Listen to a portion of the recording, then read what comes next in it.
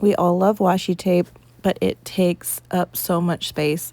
It's such a precious addition, and you never just want one, but it takes up so much space. I need a whole bag just for washi tape. So I saw these solutions that allow you to carry multiple washi tapes in something this thin, and I'm going to take you through the whole thing. The tutorial that I saw for the washi tape solution used playing cards. I'm using Pokemon cards because I love them. I seriously am even thinking about putting all of my washi tapes onto cards like this forever, because who needs to take up that much space when I could have a deck of cards that has all my washi tapes in a little box? I mean, for real. And the washi tape comes off just fine. And then the second solution I'm going to show you is this sleeve to hold them, that I also used a sheet for Pokemon cards to create. I will tag both of the creators once we get into the tutorials that I saw these from. So if you aren't familiar already, this is a traveler's notebook. It is a leather cover, and then you can put different inserts in and you can customize it for whatever you need. That is the base for the insert solution that we're going to be making today.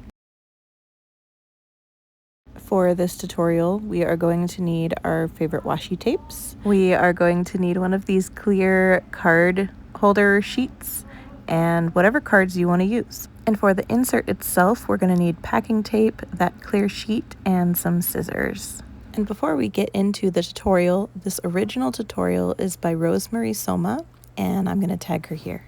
So our first step to make this insert is to cut the 3-ring binder edge off of our card sheet. And then we will cut off the top row of cards, making sure that we don't cut away the bottom so that the pockets are still usable. So now our card sheet is in 2 pieces. One has 6 pockets and one has 3. And then for the next step, we want to pull our journal back out so that we can measure the width of the page. And when you're doing this, you want to pay attention to which direction the pockets are facing. So you want the openings of the pockets to face the spine of the journal. Otherwise, all of your stuff will fall out. So if you make sure that the pockets face the spine, then when it's closed, everything will be safely secured and tucked away. So I am measuring it so it's within the edge of the leather, but like beyond the edge of the notebooks. And afterwards, I decided I actually made it wider than I wanted. So I changed it a little bit, and I'll show you when we get there. But for now, you figure out where you want the width to be, and then you're going to fold. You're going to fold it, and you're going to fold the other pockets, and don't think too hard about losing the functionality of them. Everything's going to be okay. So you want to make sure that your edges are really straight when you make this fold. And I used a bone folder to get a really good crease in the plastic.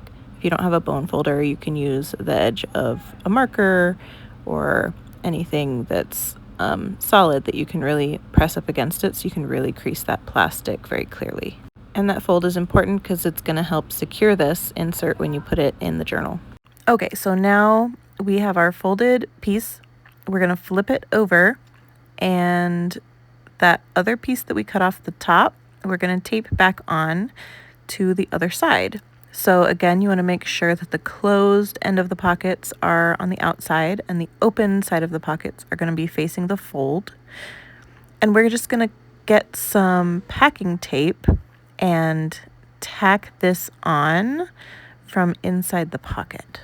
If that sounds confusing, it's okay. I was a little confused too with the way that she did it on the tutorial, and I'm actually adjusting this a little bit from the original tutorial because this is just what made sense in my brain. So let me show you what I did and what I mean. So I actually cut off the little rigid edges from the cutter on the packing tape because I wanted it to be completely smooth, and I wasn't sure if the little rough edges of the tape would show, and so I cut them off of each piece of tape that I used.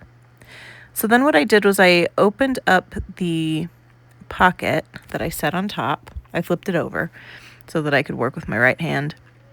I put the tape in the pocket and then just squished it down on top of the other sheet. And it overlapped a little bit, and I just tacked that straight to the table, and it's keeping everything in place, aligned and straight for me as I work. So that was kind of a happy happenstance. Okay, so I've cut off the edges of a new piece of tape. I'm opening up that middle pocket, slipping the tape inside face down, and then pressing it down so the tape is inside the pocket against the other side with the fold and tacked to the table. And now we're going to do our last one.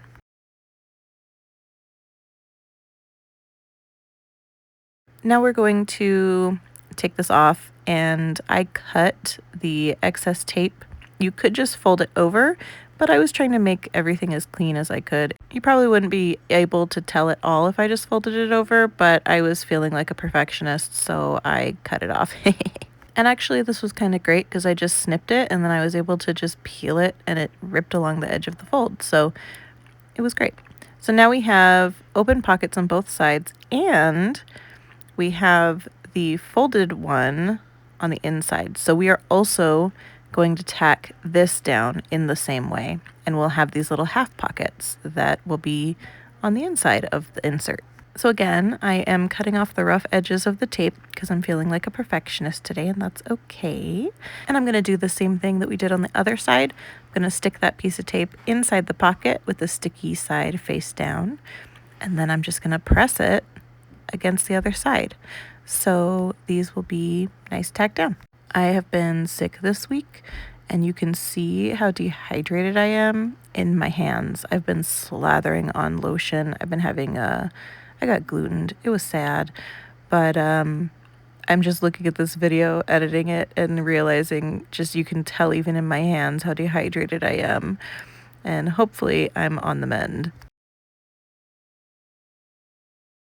Okay, let's take a look at what we have. We have pockets on this side, all facing the fold. We have these half pockets, not half, a little more than half, 3/4 pockets on the inside, and then full pockets on the other side.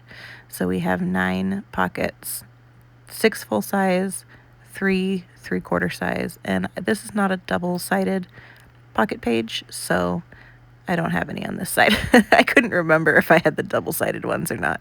Okay, this is so cool. We're done, and now we get to put it in and see how it fits. So you put in the insert by slipping it between other inserts. Okay. So now we get to see what it looks like in. And if there was anything confusing throughout the whole process, hopefully it makes sense after seeing it actually in the book. Cool? Cool. So now we get into the second half of this tutorial, which is the washi tape storage. Now, I tried to go back and find the original video that I saw with this hack, and in so doing, I couldn't find the original one that I saw, but I did see that this is a whole thing that people do. People use old credit cards and hotel keys and all kinds of things, even like longer, not trading card size cards, but I am using Pokemon cards because I like them and they bring me joy. So I am trying out this solution with standard washi tape and also these washi tape sticker rolls. These are leaves, which totally matches the vibe with the green leather journal and the plant energy cards. So I filmed the entire second half of this tutorial and did not realize that my phone storage was full. The app that I was using did not tell me that it wasn't saving each video. So it looks like everything's done, but I still had one that I hadn't done yet, so I can show you how I did it. It's just so simple. So you start unrolling your washi tape, you line it up. It's really easy to eyeball it, line it up straight with the lines on the card, which is what I did. And then you just start wrapping it. And it doesn't have to be perfect, but we know now that I'm feeling like a perfectionist today. So each time I wrapped it, I made sure that it was lined up on the next edge. And I just went around and around and around. And at first it took, I wasn't as smooth when I first did the first card, but by the time I'm doing this last one, I really got it down and it was a vibe. My only note is not to make it so thick that it won't slide into the card slot pockets. So I did a bit, but I didn't do like the whole roll. And I was able to fit 2 washi tapes on the bottom of each card. And this isn't the most efficient. Like if I was just using a hotel key or whatever, I would cover the whole thing and I could carry a lot of tapes. But part of this is the aesthetic fun part of having the Pokemon card artwork. So I fit about 2 washi tapes per one. Oh, and here's a little note on my adjustment to the original design. There is a longer gap there. And so if I wanted to, I could just use like a little hot needle or something to just melt the plastic enough to seal it off. Okay, but here is the leaves I put on the energy cards. These are the washi leaves.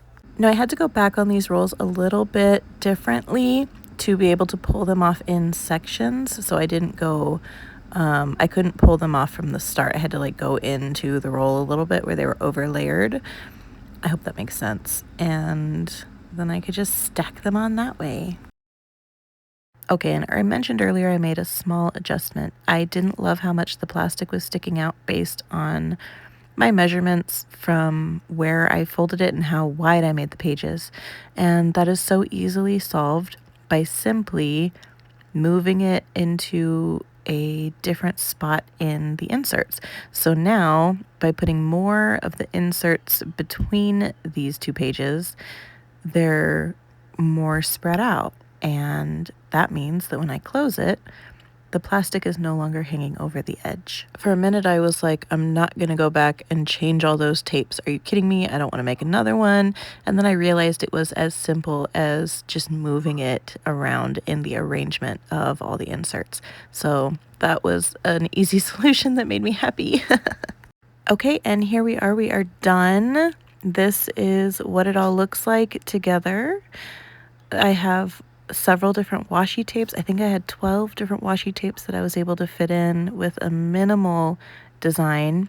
And I even left some room so that if I find any other washi tapes that I want to add, that I have space that I can. So if you didn't notice, this journal is pretty new. I have recently discovered the Traveler's Notebook thing, and I got it for a practical reason, loved it so much that I decided to get one for fun. Okay friends, that is the end of this tutorial. Here's one last look at what we made together today. I hope that this has been fun for you. I hope it has been helpful, and I hope that it brings joy to your journaling. Okay, bye!